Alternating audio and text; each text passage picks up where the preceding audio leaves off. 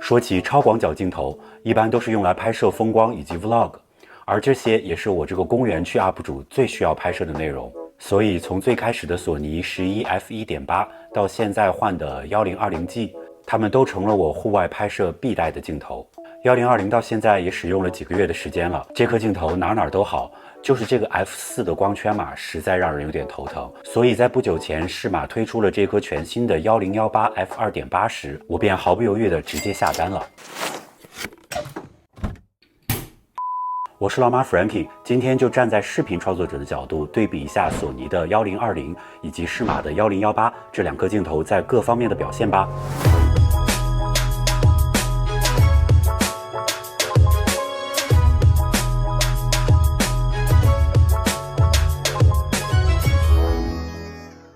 事先说明一下，我还是一个刚入门1年的业余摄影爱好者，而且是基本只拍视频的玩家，所以今天的镜头对比只是站在我个人的角度做出的评价，如果有什么疏漏，欢迎大家在评论区补充指正。首先对比的是两颗镜头的外观，可以看到这两颗镜头的大小差别并不是很大，索尼1020重178克，适马1018重260克，虽然有将近100克的重量差，但实际使用下来体验感其实区别不大，都是非常小巧轻便的镜头了。两只镜头的滤镜口径分别是62毫米和67毫米，不加遮光罩，适马要显得更加宽大些，而加上遮光罩后区别就不大了。值得一提的是，适马这次的遮光罩卡口采用了新的设计，直接对准按下就可以卡住。这个设计看似方便快捷，但其实个人感觉之前传统的拧半圈的方式也没有多麻烦，突然有颗镜头不一样，反倒有些不习惯了，需要适应一阵子。焦段方面，两颗镜头的广角端一致，而长焦端差了2毫米，实际观感大概是这样的。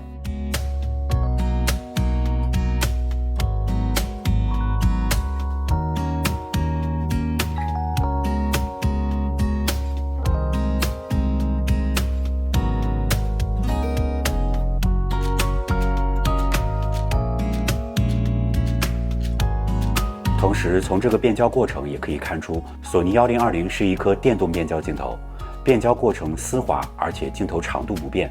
很适合在稳定器上使用。适马1018则是手动外变焦的设计，镜头长度上10端最长，18端最短。像我之前用惯了适马的1850，这个长度变化相反的设计，让我刚入手这颗新镜头的时候还是有一些不习惯的。下面聊一聊我换镜头的主要原因，光圈的对比。我是从索尼的11毫米 f1.8 换到1020这颗镜头的，它们最大光圈的差距也带来了完全不同的背景虚化的效果。之前总听人说到自拍 vlog 不需要背景虚化，听多了也觉得蛮有道理的，毕竟在拍自己的同时也要带到周围的环境。可是后来看了很多喜欢的 UP 主拍摄的 vlog 画面，可能是因为没有了虚化后，画面的第一观感和运动相机以及手机拉不开太多的差距吧。说的俗气一点，就是少了点高级感。接下来看一下这两颗镜头分别在各自的最大光圈下自拍 vlog 时的画面对比。这里我使用的都是10毫米端，开启了机身的增强防抖，这也是我平时最常用的设置，裁切后的自拍画面比例刚刚好。大家可以看一下背景虚化是否有观感上明显的区别，而你们更喜欢哪一种呢？光圈的影响除了景深虚化，最重要的一点呢，就是暗光高感下的表现了。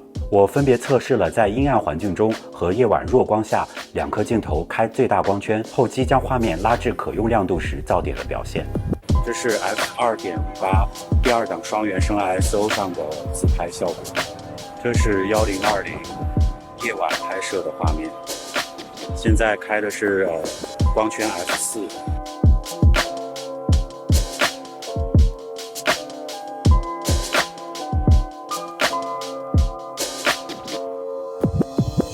所以如果有室内场景光线不好，或者夜晚拍摄 vlog 需求的朋友，半幅 f4 光圈的镜头还是要慎重考虑一下的。对焦方面，两只镜头的表现都非常优秀，对于 vlog 拍摄可以说是相当省心了。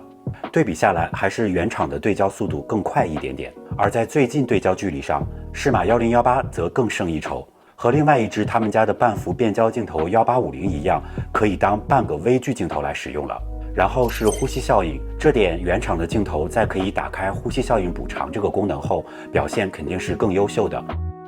而适马1018的表现也不错了。下面测试一下超广角端的畸变情况。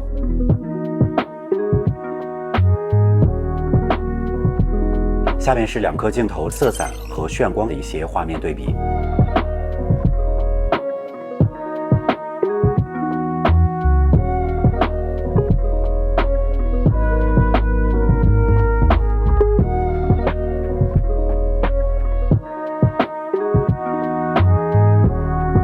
最后，我们来聊一聊价格。目前索尼1020的全新价格在3500左右，适马1018因为刚刚推出，目前还要卖到4200左右，大几百的差价换来更大的光圈，你们觉得值吗？好了，以上就是本期视频的全部内容了。看到这里的朋友，别忘了给个一键3连。我是老马Frankie，那我们下期见。